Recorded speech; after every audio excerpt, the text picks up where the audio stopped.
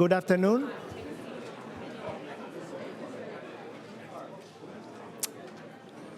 Good afternoon and welcome.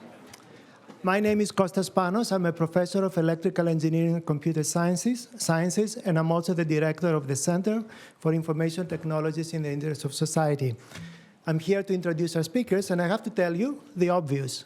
We live in interesting times. You heard the terms of the AI revolution, the rise of a new AI superpower, the start of a trade war with that superpower, the Internet of Things, the value of data, the threats to privacy, the fourth industrial revolution. So these are all issues that we hear about every day, and these are all issues that are defining our era. So we live in interesting times, and we are not spectators in these times here at Berkeley. We certainly make a difference. For example, in our institutes and in Berkeley in general, we do multidisciplinary work on the future of work, on the face of automation. We presented to the world a cute towel folding robot that showcased deep reinforcement learning. We introduced to the world robots that have the dexterity to pick up pieces almost as fast as humans at random. We are talking about robots that cooperate with people. We're talking about revolutionary agricultural technology, a change in the overall health system, and of course, we're talking also about the pioneering work of people trying to put a stop to the idea of weaponizing AI. Professor Russell is here, and he represents that movement. And finally, there's, of course, this ultimate argument between the singularity and the multiplicity, the idea that AI is going to replace and undermine the human experience, or maybe the hope that AI is going to enhance that experience. Something that we truly believe in, and something that led to this whole notion of not artificial, but inclusive intelligence here at Berkeley. So, interesting times, and you have a huge role to play, and today's speaker is the best person to shed some light on these issues. So, today we welcome Dr. Kai-Fu Lee to UC Berkeley, who will talk to us about US and China, superpowers in an era of artificial intelligence, and he certainly has the background to talk about this. He's the chairman and CEO of the Sinovation Ventures. He's the president of Sinovation Ventures Artificial Intelligence Institute, where more than 200 AI engineers are working side by side with investors for new ideas. He's managing $2 billion in investment fund, primarily funding next-generation Chinese high-tech companies.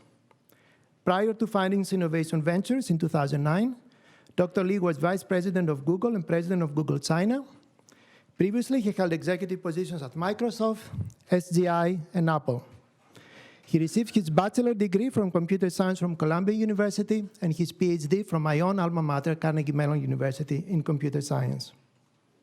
He has several honorary degrees, one of them from the City University of Hong Kong and another from Carnegie Mellon University.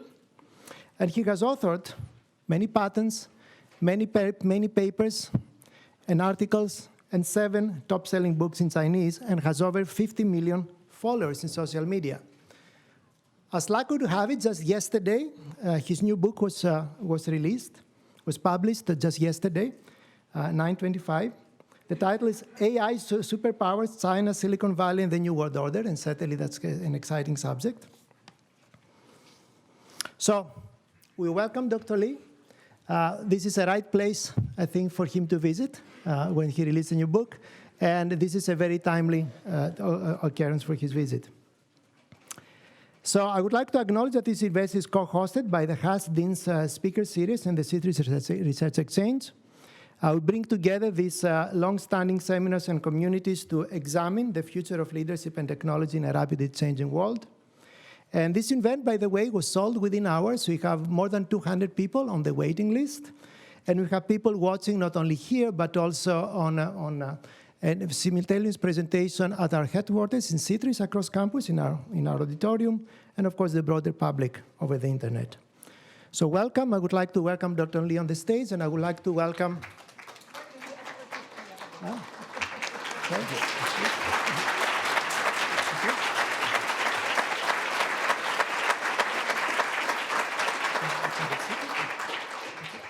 And I would like to welcome Dean Tyson. Yeah, okay. you're going to join us later. Okay, so Dr. Lee. Okay. Yes, it's you. All right, wonderful. Thank you. So happy. Is microphone working? Can you all hear me? Okay. It's great to have an opportunity to come to Berkeley and talk about AI, the era of AI. And, probably I'm not popular enough on this campus. I want to bring someone who's really popular to tell at this campus to tell you about AI. It's a great thing to build a better world with artificial intelligence. And listen to this. 人工智能正在改变世界。 So that was a AI synthesized version of President Trump speaking English and Chinese. Should give you an idea how far advanced this technology is. And in my book, I talk about the 4 waves of AI. It is the singular technology of deep learning and related technologies that is going to take us very, very far, starting from first in internet AI. Basically, AI requires a huge amount of data in a single domain and performs extremely well, exceeding human performance. So the internet has the most data. Every day we are contributing data, we're tagging, we're helping Amazon, Google, Alibaba to become smarter in their applications. And all the big AI giants today are internet companies precisely because they were the ones who benefited and created the wealth from the data that we contributed. But we're also beginning the business AI that is using existing business data to make the business process work better. So in banking, maybe do better targeting of customers, better loan approvals, better job in determining credit card fraud, and better asset allocation. So the data is already there and just make use of it. Could happen in insurance, hospitals, so on and so forth. So all businesses can benefit from it. The third wave is adding eyes and ears, the perception, the computer vision, speech recognition, digitizing the physical world, and using it to create applications that didn't or couldn't exist before. For example, Amazon Echo and Amazon Go, the autonomous stores, are great examples of that. You might think Amazon Go is way too expensive, $10 million cost to build it, but actually in China, we're already building simpler versions of autonomous checkout, autonomous stores at thousands of dollars per store. So this is happening all around us. And of course, speech assistance, that's going to change the way we interface. And then the wave 4, if wave 3 was adding eyes and ears, wave 4 is adding hands and arms and legs and makes machines that are able to walk. So robots in manufacturing, robots for picking fruits, robots for washing dishes. These are all happening. These are all our investments. And of course, autonomous vehicle, that's the biggest thing that will make huge changes to the way we transport ourselves, and also the future of logistics and delivery. So each of these 4 waves, I argue, could be 10% increment to our GDP over time. And each one of these 4 could also challenge and displace 10% of our workforce. And they're going to happen at the same time. Now, my book, AI Superpowers, argues China is rising, but the first thought you have is, look at all these brilliant AI scientists. They're all American and Canadian. How can China possibly say it has a chance?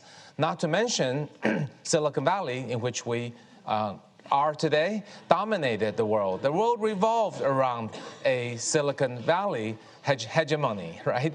Everything from Intel. When I started working first for Apple in 1990, the world was dominated by Intel. There was not a single foreign player. So the Silicon Valley, perhaps rightfully, feels entitled that it owns the world. But that has changed. And the magical thing that happened 10 years ago was that China is such a huge market, a market that is four times larger than the US, that drew a lot of money and educated a lot of VCs who became smarter over time, like myself. And we funded entrepreneurs who are incredibly tenacious and built world-class companies like Tyson, Alibaba, and they built great products that attracted more people, and that brought in more money, and they built more products, and more users came about. So that has created really a parallel universe, one in which the Chinese companies in a merely 8 years went from copycats to starting to leapfrog to pure innovations made in China. Back 8 years ago, VCs generally wouldn't fund the Chinese company unless they could say which American company they copied.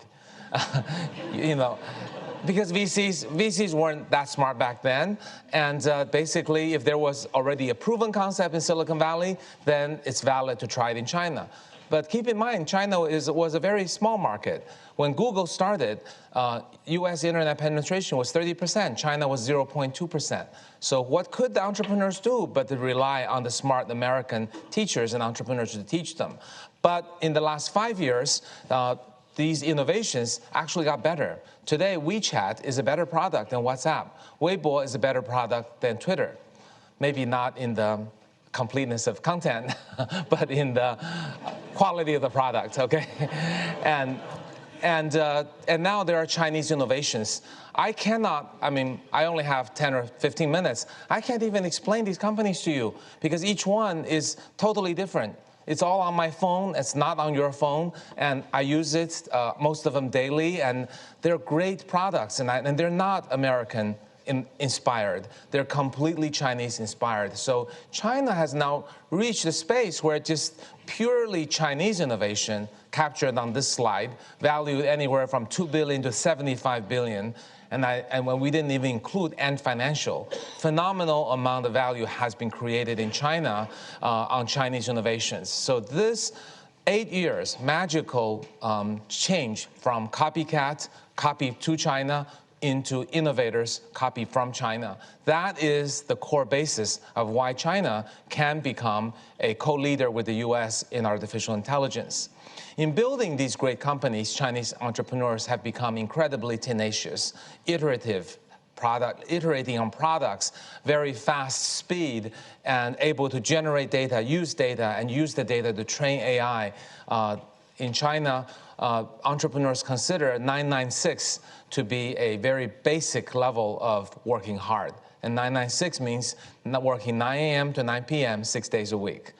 One company said, we have great work-life balance. Come work for us. We're 996. So gives you an idea. And also, huge capital is again injected into China, especially in artificial intelligence. China AI funding has exceeded US. Chinese stocks on equivalent companies has jumped up based on its growth revenue, but also based on expectations and its unique capabilities in China.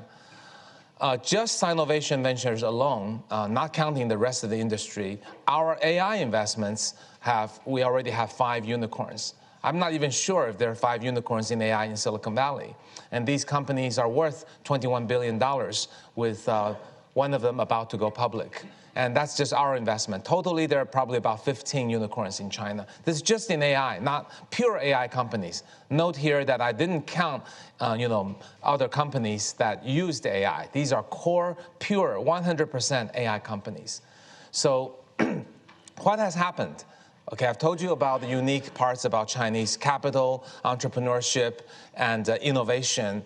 Why is China able to leap ahead with such a deficit in talent? It is because we are moving in AI from an era that was research-driven, expert-driven, to an era that is application-driven and data-driven. Most technologies used in most commercial applications of AI are known technologies, like deep learning, like versions of reinforcement learning and transfer learning that have become more mature. So the AI scientists worldwide are very generous to share their papers, findings in real time, and even to open source their code. So it is now about who can run the fastest, implement the best version, iterate the fastest, and also have operational excellence. That is the country that will develop the greatest value out of AI. And also, data is all about data. The more data you have, the better your AI. China has 3 times as many mobile users as US, but that's not a big deal. 10 times the food delivery, 50 times the mobile payment, and 300 times shared bicycle rides. All of them are generating data. You might be questioning, shared bicycle rides, is that AI? Yes, it is, because the 50 million rides a day are transmitting data with sensors on the bikes. So that is contributing. And of course, the Chinese policy is very pro-tech, pro-AI. Ever since the last year, 2017, AI has become a national priority. So infrastructure is being built. In China, there's a new city the size of Chicago being built for autonomous driving. There is a new highway to be enhanced with sensors to help the safety of autonomous driving. But in the US, I believe autonomous truck testing on the highways are not yet permitted because of concerns by the truckers' union regarding the truckers' future jobs. But I think if that's the way the policies go forward, while US has a lead in autonomous driving, that will reverse if one country pushes and one country pulls. So today, if we look at which country is ahead, I think China is slightly behind US still. It's only been the last 2 or 3 years where China's had a Sputnik moment and decided to go after AI, whereas US has been building for years. But China's going very fast, and if we project 5 years later, I think China will generally lead in AI, but except for business AI. And business AI requires structured data storage and data warehousing, which Chinese enterprises currently lack. So that's not likely to be a Chinese lead. But the other 3 areas, China will probably do very well. So uniquely, we have 2 engines driving the future of AI. It's not, in the past, it's been 1 engine. So I believe AI will go faster because now there are 2 superpowers driving it, not 1, compared to any of the past tech revolution. But rather than talking about AI as a competition between 2 countries, and even in some cases, a Cold War, it really isn't like that. AI is really much less like a nuclear weapon than it is like electricity that can enable a lot of things and generate a lot of value. PwC estimates that AI will add about $18 trillion to the world GDP by the year to 2030. And if it's hard to visualize how much money that is, that's basically a China plus an India. And that's how much value it will add. But facing a lot of opportunities, the AI scientists are really more sharing. So I really, in my book, do not want to portray this as a zero-sum game. And all this value will be generated and shared. However, AI will introduce a lot of issues, such as privacy, security, bias from data, dominance of the AI giants, increasing wealth inequality. And the one I want to spend 2 minutes on is about job displacement. Job displacement is happening. It is happening one-on-one as robotic chefs are flipping burgers and as pastry checkouts, cashiers are being eliminated. This is our investment. This machine costs $800, one-time cost, and it will check out you with the pastries you buy. It's a computer vision based. And this is another company we funded that is called F5 Future Store. You can order a bowl of hot Chinese noodles with your face recognition and WeChat Pay with no human, completely robotic at $1.60. So who's going to eat at McDonald's? So forget about those robot burger flippers, you know. And also white-collar jobs, equally challenged. City has announced 10,000 jobs to be displaced out of 20,000 in operational staff. And Facebook and the Chinese company Toutiao are using robot editors. Not that traditional media would ever use robotic editors, but think about it. If most of our eyeballs are on robotically edited news, whether it's Facebook newsfeed or Toutiao, there would be fewer eyeballs on traditional media, and therefore editors' jobs will be displaced. So I am one of the more aggressive predictors of job displacement as a result. So what jobs are left for humans? And this is a graph I'm going to summarize from my book. If we think about the 2 things AI cannot do, one is about creativity. AI currently is trained with a humanly defined objective function, and then AI learns. AI does not create its own objective function, and certainly AI has no ability to invent something, whether it's a great story or a great next drug breakthrough. So that's one aspect. But there is another interesting aspect, which is about compassion. We humans want many jobs to deal with humans, not with robots. For example, nurses, elderly care, teachers, doctors, tour guide, concierge, bartender, masseuse, and the list goes on. So those jobs are going to not be able to be done by AI. But some of it might be some combination. For example, the future doctor might be one where it's largely AI diagnostic, but the doctor is there to provide the communication, comforting, increasing the patient's confidence of survival. So if we think about these 4 quadrants, I think the lower left will eventually be totally replaced by AI. And that's jobs that have low human touch and low creativity. The jobs that are high creativity, scientists, writers of new books and movies, they will use AI tool to magnify human creativity. So it is a symbiosis of human and AI. And then the jobs that are low creativity but high compassion, say the future of a doctor's job, it will be AI doing the core analytical function with the doctor providing the human warmth, both of which combined to help heal more patients and also dramatically reduce the cost of healthcare. And of course, on the upper right side, it will be where our compassion and creativity continue to shine with the help of AI. So it is not a simple question of jobs being displaced or not. It really depends on what type of jobs. Obviously, this is a simplification, and in my book, I talk also about physical kinds of jobs and also strategic issues and other things that AI cannot do. But I think at the top level, these are 4 ways in which human and AI can coexist as a blueprint. So I think the whole world really needs to work together. I think job displacement is serious. The lower left-hand quadrant is large.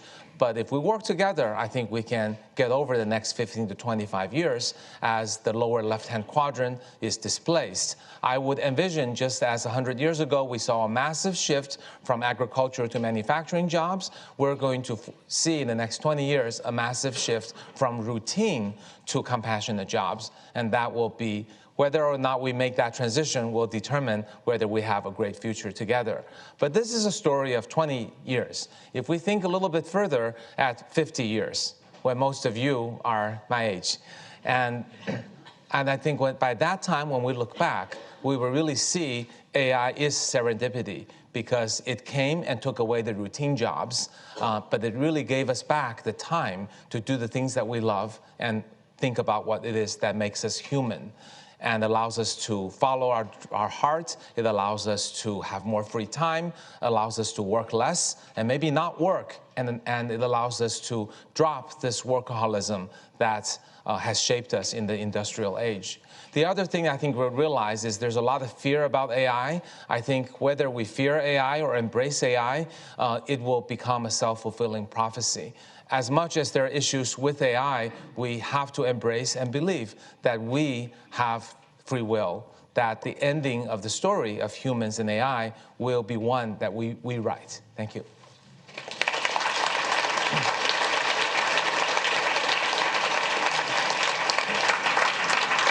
I think we'll sit down now. Okay. Thank you. So I'm going to ask a couple. My name's Laura Tyson. I'm the interim dean at the Haas School. I am delighted to be able to bring this to you as the Dean Speaker Series. I'm going to start with a couple of questions. This is a full house. We have limited amount of time. I want to make plenty of time for you all to ask questions too. Are we going to have microphones? How are we going to do the questions? Microphones are on. Okay, great. The microphones are on each side. Okay. So let me start right where you left off. Before, when we were talking before, you emphasized the B2B nature of a lot of the AI applications, and the fact that the major thing that's happening right now is that companies are looking for cost efficiencies, and the cost efficiencies are eliminating people. They're eliminating people. They're in that quadrant down there. Yeah. Most human beings do routine jobs. Mm-hmm. Okay? Yes. And so are you concerned about the pace of all of this? That society, we don't have any idea how to create more demand for caring jobs. No, societies don't even know how to do that. So are you worried about this transition process, the speed at which it's happening? Yes, It definitely worries me. I think the first step is hopefully there's a critical mass of people who will come to agree with this argument and then to start to work on it. So the first step is to publish the book and see what kind of response I get. And I think it is solvable because we can imagine the world where there are 10 times more doctors. But their job is not like doctors today. They don't require 10 years of training. They might be more like nurse practitioners. But there will be 10 times more of them because we want the human healthcare to reach all levels of income, right? There's still many poorer regions and countries that don't have proper healthcare. So if we think broadly, there can be 10 times more doctors, and there can be 10 times more teachers, because a lot of the teacher's job that's repetitive, giving the lecture, grading the homework, grading the exam, can be done by AI. And we're funding companies to do that, actually. We have an exam. Most Chinese homeworks are not being graded by the teachers, but by AI OCR engines.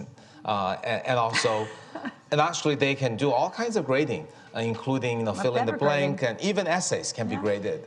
So this is the power of AI. And of course, the teacher just needs to watch over it. Now, what does a teacher do? Well, the teacher becomes lifetime mentors, right? Can one-on-one understand and help each child or student find his or her passion and answer questions. So there can be 10 times more teachers. But I think you're right that these 10 times more doctors, 10 times more teachers won't happen by AI.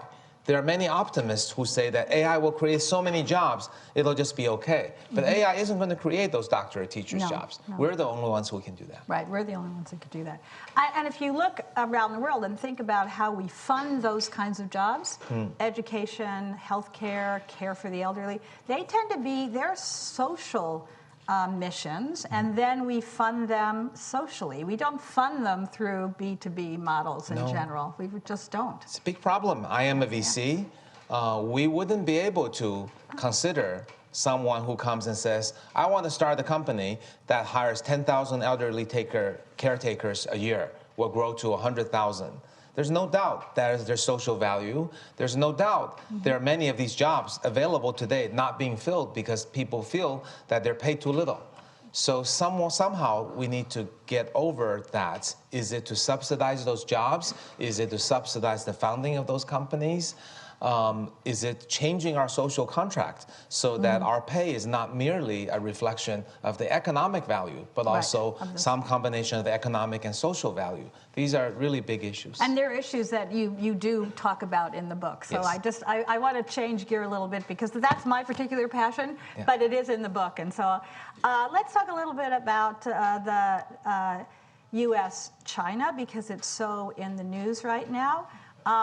Is there something in this vision that you see going forward that could be completely changed by massive step backs from globalization, by much more protection in the U.S., by Europe essentially adopting totally different privacy and data standards and saying we're having a totally different view of data, sorry, you can't have it. How do you see the geopolitical environment being affected by this or affecting it? GDPR I see as a very good thing. Okay. I don't actually like many parts of GDPR, but I think a government putting forth standards and putting its values to be reflected by its laws, I think it's a good thing. You maybe want to tell people what GDPR is. I assume everybody in this room knows, but just in case. Sure. It's a European set of European standards that require consent of users on how their information is used and shares, and hopefully eventually giving back user the control of their data. Of course, US and China don't yet have such laws, and I don't think there will be one global set that will work because countries are different, but I think countries should put a step forward. Otherwise, I think there will be, we could run out of control. On the other issue, U.S.-China, basically a trade situation, I think is going to be a lose-lose at the economic level because the two economies are incredibly intertwined.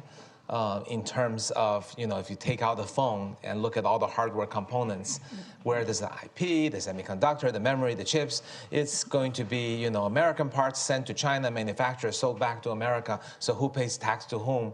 This is, I think it's just spending a lot of time on something that will be a lose-lose, but there's very little we can do. Now, for us, fortunately, AI and mobile internet, China and US have evolved into parallel universes. Okay. So the software aspects are not really regulatable. So the Chinese user with the apps and the underpinning of what they use in the mobile or AI is completely separate stack from the US. So there are minimal dependencies. And I think we're one of the fortunate few industries that won't be hurt by this trade war. Right. But you did talk also about it, and it's in the book too, about how these technologies can disrupt all of the other industries. So you may end up that the way the trade conflict may play out is in other industries which themselves are changed by AI. But yes, I can see the verticals here. You can't really figure out how to, do a trade war there. Can I ask, you mentioned that the competition here is not a Cold War. So think about it from the point of view of the U.S. You gave the U.S. the sort of long-run strength in research. So much of basic research in the United States links back to DOD and DARPA. But that is just the real situation. We have funded the basic breakthroughs in knowledge that fund all of this stuff through DOD. So do you think that I do worry about the danger that somehow or other the technology can be supported and used actively for geopolitical military purposes by two defense departments who want to build their power. Yes, I think there are sort of two branches in both U.S. and China. AI technologies in the U.S. are kind of co-driven by universities funded by DOD, NSF, DARPA, and so on. Yeah, that's right. And then the industries, the powerful Google, Microsoft, Facebook, they have very powerful branches there. In China, actually, universities are quite weak. And they're generally not funded by the Defense Department. Okay, or government. Well, certainly the Chinese NSF. Okay. And I think the government and the military do their own research in both countries. Which as well. Which we have no idea what they're doing. Right. This is true. Hopefully, hopefully the brain trust is currently with the industry and academia. We hope so. But in China, the industry is expanded so fast. As you can imagine, in this age of implementation, the Chinese industrial giants are really good at AI. Chinese universities haven't yet caught up. So it's not quite symmetrical. My PhD work was funded by DARPA. I'm personally incredibly impressed by the visionary leaders at DARPA and NSF, who were the ones who set out this speech recognition challenge, machine translation, autonomous vehicle. And at the time, they didn't seem very military-oriented. No, I don't think they were. So I hope they stay that way. All right, well, I'll ask one other question, then I would urge you to, if you have a question, to kind of line up at the microphones. My question is thinking about the rest of the world here, because right now, you would say that if you look at world adoption, there's much more of world adoption of the U.S. AI-driven or AI-related companies like Google or Facebook. They have global presence, whereas a lot of the companies you mentioned up here, which are very big, but they're basically in China for China. So why is there that difference in the world? And do you see the Chinese companies going out into the world to basically compete with U.S. companies and other companies in the rest of the world? Okay, I see Chinese companies going out, but I don't think they'll compete for quite a long time with the U.S. for the following reasons. Well, first, why didn't Chinese companies go abroad earlier? Well, first, they've only gotten good the last 3 or 4 years. Okay, it's a short history. So it's very short history. Secondly, China is such a large market that the opportunity cost to go to another country just doesn't seem worth it. Why should Tencent hire 100 people for an Indonesian product when that 100 people could build another Chinese product, which is a ready market they're already familiar with? Right. That's been the reason in the past. But at this point, the Chinese internet market is not growing as fast as before. So these giants have become, they're worth $500 billion. And they're obviously thinking about global expansion. So Tencent, Alibaba, ByteDance, and Didi and others have very strong global expansion plans. There are also startups in China that are starting to do copy from China work. So one of those bubbles that are Chinese innovation, a startup might take one of such Chinese innovation and then copy from China and have it available in, say, Brazil or Indonesia or India. And those companies are reasonably successful. And if you think, another really interesting thing that I only recently came up with, not yet in the book, is that China is not one demographics. Actually, China can be roughly cut into 3 demographics. Okay. One is kind of with quality of education, thinking more like US. The second may be closer to Southeast Asia. The third may be closer to Africa. More advanced countries in Africa. So now you're seeing these Chinese products coming out. They're not all for the first tier. Many of them are for the second and third tier. Like Pinduoduo is really a third tier. I mean, right? A lot of people don't know. And the Toutiao and Douyin are more for maybe second tier, second plus third tier. So China can be very powerful in using its unique knowledge of the second, third tier to go to Southeast Asia and Africa. So my projection is with the giants and the startups and the know-how of the copy from China, China will make inroads to Southeast Asia, Africa, and India, and Islamic countries. So it actually coincidentally matches with the Belt Road Initiative. And I think there's so many people in such large markets, this will keep China very busy. The Chinese entrepreneurs will view Europe and English-speaking countries as very high barrier of entry. What's it going to take for an American to switch from, Amazon to JD? That's like impossible. The same is true with the reverse. So I think the world will actually become 2 parallel universes in the mainly Chinese internet and mainly American internet. Not in a regulatory or governance sense, but just in an what apps you use kind of sense. Okay, look, I'll keep asking questions, but I would encourage. So I know you've talked about up there multiplicity versus singularity, and here I'm going to reveal that is those kinds of terms are discussed a lot. You say you're not. Well, why don't you talk about your view on multiplicity versus singularity? Okay.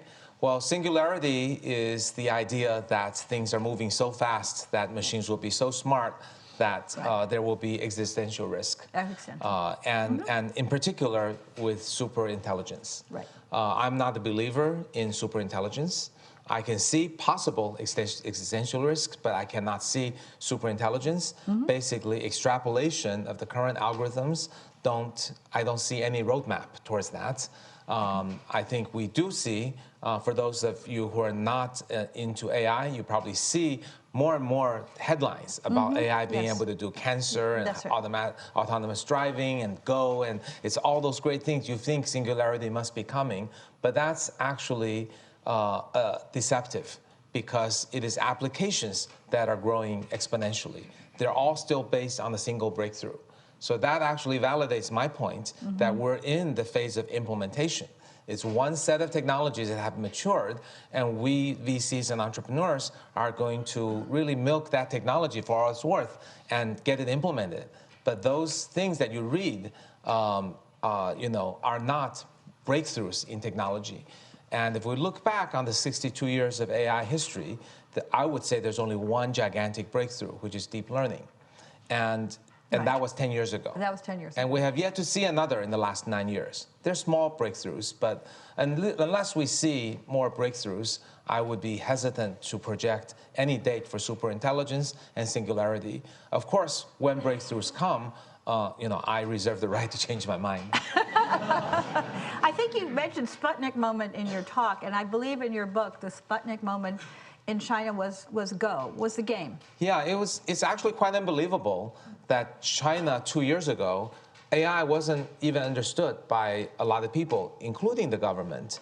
And it was the moment that AlphaGo defeated Lee Sedol, the Korean super player, that really woke China up. I know most of America didn't watch the match, but 100 million people in China did. And the shock was that, hey, we Chinese invented this game Go, and you, US, UK company, and all the computer scientists say computers can't beat humans. Right. It shows human wisdom, thoughtfulness, zen, and all those things. And no computer, brute force, can't possibly solve it. But then all of a sudden, you guys did. There must be something magical. So that's what pushed the Chinese government, VCs, entrepreneurs to do AI. Of course, we've been quietly investing in AI for some time. But it was with our proprietary knowledge. That's how we have the unicorns. But other VCs were not. But once the Go became a household thing, then everybody jumped in. That's just an amazing story, because here it was when I was a child, it really was the Sputnik, and that was the moment when you actually, it was a totally different world, but yes. Yes, question. Could you please introduce yourself, and are you from, where you're from? Sure. In terms of the university, you don't have to tell me your... I meant in terms of the university. Definitely. Well, thank you, Dr. Lee, for the presentation. My name is Kun. I'm a first-year Haas student at Berkeley. So my question is that you touched a little bit on your point on the singularity, is that as a venture capitalist, you mentioned deep learning has been a technology that you've seen the breakthrough 10 years ago. Now I see a lot of implementation in different scenarios.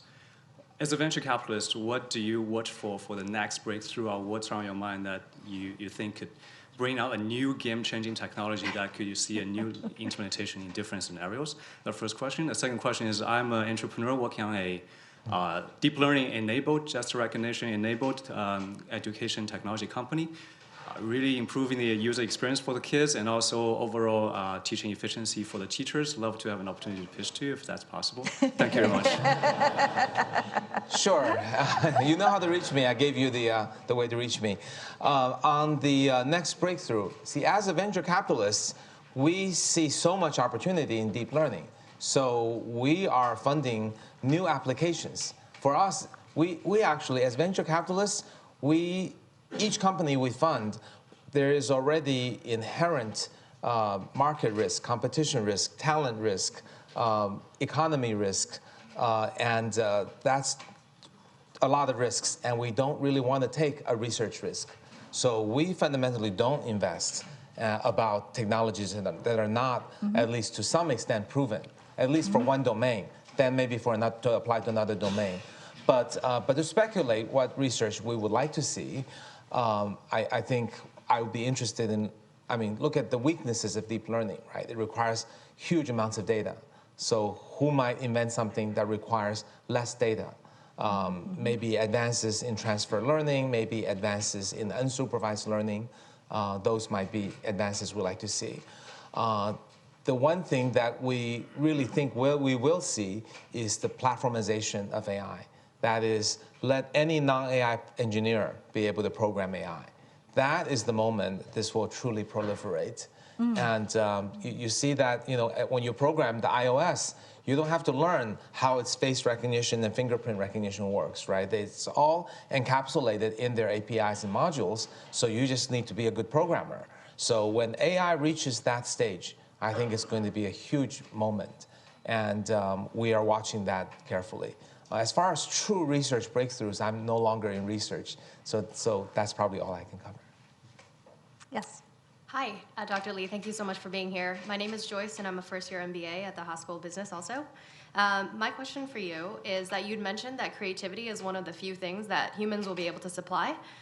You also mentioned that in China, the education system is facilitated by robots, like papers are graded by robots. And my first instinct for that is that it could potentially really quash creativity. So how do you reconcile the potential for AI to actually reduce out-of-the-box thinking? Yeah, I think the fact that papers are graded by robots are not completely contrary to enhancing creative thinking, because I can see what you mean. You're robotically grading things that are gradable by robots. But you're also freeing the teacher with more time to teach creativity. So I think it's a double-edged sword, potentially. I think the bigger problem really is that the Asian learning education in general is too much rote learning. That is the fundamental problem that stifles creativity. I think the 3 C's that are really important are curiosity, critical thinking, and creativity. And those have been and are lacking in the Asian societies and education. And I think that is an advantage of the American education. And so I see creativity, AI not being able to do creativity is an advantage for American society at large. Mm-hmm. Mm-hmm. Yes. Hello, Dr. Lee. My name's Amy. I'm a first-year student, double majoring in EECS and business. And you talked a lot about how Chinese tech firms have been growing and developing a lot of new technology. But I think something interesting about how the tech industry in China has grown has also been the rapid rate of adoption, widespread adoption by the Chinese people. Like, for example, with Alipay and WeChat, it's made China a largely cashless society, whereas in America, like Venmo hasn't had the same traction. And so I was wondering, what are your opinions on the differences in, I guess, attitudes towards technology and how Americans can better adopt technology faster? Yeah. Okay. That's a really great question. It's a very good question. Yeah. I think there are many reasons. I think Chinese people like to try new things, and I think they've been rewarded for it, right? So actually, the adoption of mobile phone was very early, and then every time new things came about, Chinese people tried it and got benefit from it. So I think it's kind of a Pavlovian effect that all the new things seem good, so I'll keep using new things. That's maybe one aspect. But probably a bigger issue, a bigger aspect, is that China is coming from behind. And sometimes there is a late mover advantage. Because if you adopt something that's great for the 90s, like credit cards, that blocks you from not using it. The fact that China didn't have a lot, see, China was mostly cash with a little bit of credit cards. So jumping from cash to mobile was much easier because credit cards kind of gave you 50% of the convenience. So if you already have it, you're maybe reluctant to switch. Plus, I think many of you may feel you have, more trust in Visa and MasterCard than, let's say, Facebook, maybe, because it's an entrenched element. I mean, Visa and MasterCard brainwash you with all their ads and brands, right? We believe in their security, I guess. I would guess if we did a survey, most of you would rather use Visa, MasterCard than Facebook, even though I think Facebook can implement easily a more secure system in mobile payment. So I think it's about entrenched market. Similarly, when U.S. had all the landline phones and China just didn't have a lot of phones, then it leapfrogged with mobile. And I think that will continue to give more advantages to China because U.S. went through multiple steps of change. So, take another example, retail, right? U.S. started from these mom and pop shops in the small town, downtown.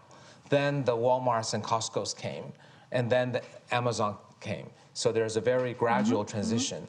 In China, before there were Walmarts and Costco equivalents, e-commerce took over. So it kind of stifled all the retail. So retail in China is quite behind in all kinds of ways, in their IT systems and everything. But that means it's ready for disruption again. So we're very actively investing in retail, and that includes using IT, AI to track it better, using it to leapfrog further. And actually, it's kind of good that China didn't copy the U.S. super mall concept, which, as you know, is kind of vacant. And China doesn't have them. No, so, it doesn't have so there's no baggage. So now the real estate companies in China are thinking about how do we construct a mall of the future? And we're actually advising them, right? We're telling them, look, we think the future mall should be the following. Whatever you can buy on e-commerce, just do e-commerce. However, physical and online should be connected. So you should have sensors in your stores so you kind of know what your users are doing and buying. That may be a little scary here, but in China, it's acceptable. And Should be acceptable in the UK. They've got lots. Yeah, cameras already anywhere. Yeah. So you have online, offline, fully connected in China. We advise them that in the future, most services will bifurcate into fully autonomous mid to low end products, such as the future fast food will be autonomous because we're not in fast food stores to enjoy the wonderful service and the gourmet food. And the convenience stores will be autonomous. But there will be luxury stores that will be fancy, beautiful, big. There will be Michelin restaurants. So the future of the Chinese mall will be this combination of online plus offline, very autonomous low to mid end, and then very high end luxury that's still human service. So that allows for China to potentially jump further, leapfrog again in retail. And hospital would be another one. That one is a lot tougher, but China is going through hospital reform. And yes, this is another area we can leapfrog. I think the China hospital experience is horrible right now. I mean, you have to line up, get a number, wait 3 hours, and doctor sees you for 3 minutes, and then you're out. So there's something of that here. well, here the difference is you have to make an appointment a month early, but the doctor will give you all the time you want.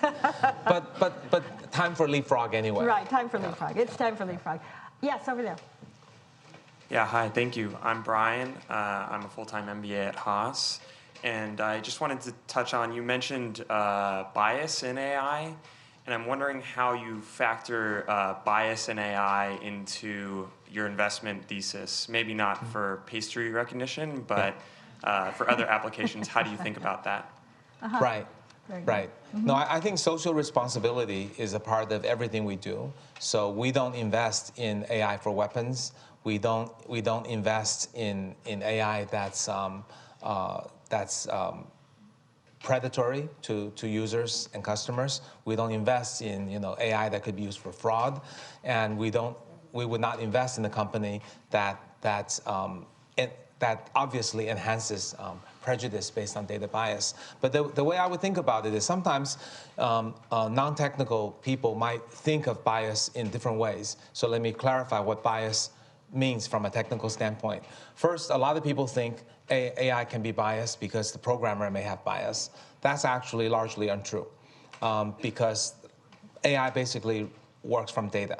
Yes, programmers can have bias. It's possible, but it's not as much as you think. Okay, so data can have bias, but where does the bias come from? Some people think you throw too many features at it, then it has bias. Actually not, because machine learning can learn some features don't make a difference, and they throw them away. And actually, tagging is something that's important. So if you tag someone as likely to default or not default on the loan, if that's not properly tagged, that could cause trouble, but more features does not. So how do you, so given it's largely data-driven, how do you minimize the problem of bias? So suppose you trained it with too much data from one gender, the other gender may suffer. Too much data from one race, another may suffer, and so on.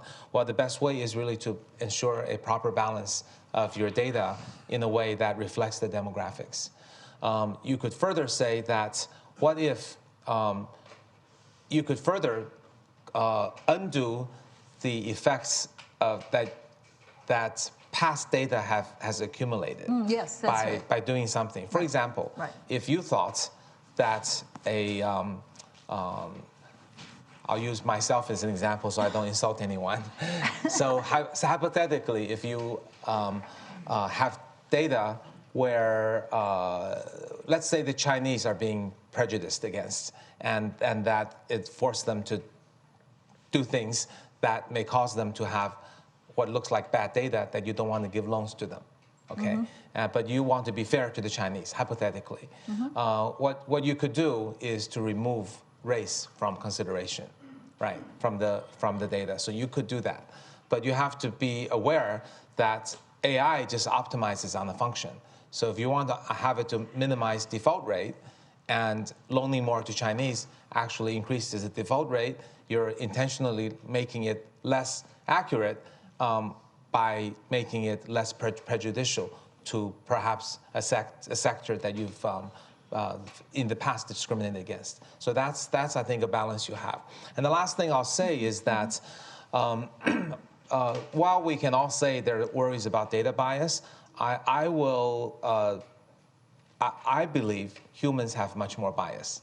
If we do what I said above, I think it'll be much less biased than humans. To give you an example, a university in Israel did a study on judges. Oh, yeah, right? You would think judges are fair, right? But No, they found that judges before. I guess this is a. It's an odd choice right this moment. Yes. I understand. Go ahead. I understand. Yes. It's an important study. Yeah, the study found that judges before lunch were meaner, to give harsher sentences, it's amazing. and presumably because they were hungry. Those kind of phenomenon will not happen with AI. So I think we have one more. Okay, one more question, and I think I'm going to go over here because I haven't paid attention to this side enough. So here we go.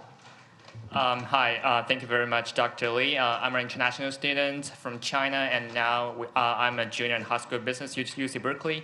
So you mentioned that the AI development in China and U.S. are two parallel universes. So what kind of advice would you give for future entrepreneurs who want to work between these two countries? Given your own professional experience globally. Thank you. Okay, great.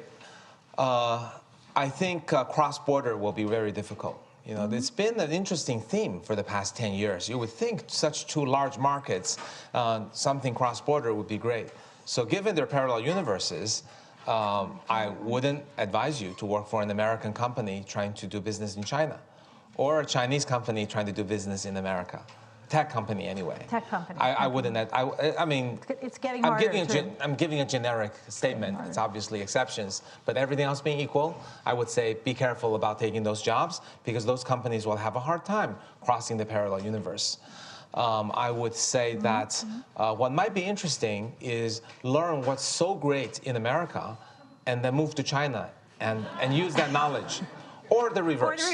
For example, if I could be a venture capitalist in Silicon Valley, I know all the tricks of these entrepreneurs and what they've done, and no competitor in Silicon Valley knows. I think I could do something really exciting. However, CFIUS seems to not make that likely step. CFIUS is our control on foreign direct investment in the United States, which we have just made more restrictive as an act of policy. So it's now much more difficult for a Chinese investor to get a small investment in a tech startup in the U.S. Right. So to summarize, I think given there are two parallel universes, your best strategy is to fill your brain with one of the parallel universes and have things in your brain that people in the other universe don't know, and then go move there and show them how powerful they are. There you go. All right. That is like some of the best down-to-earth career advice I've ever heard in one of these settings. So Kai-Fu Lee has a number of other speaking engagements. We are so honored that we had the opportunity to be part of the book launch and to have this great opportunity to discuss and get your insights. Thank you so much. Thank you. Thank you very much.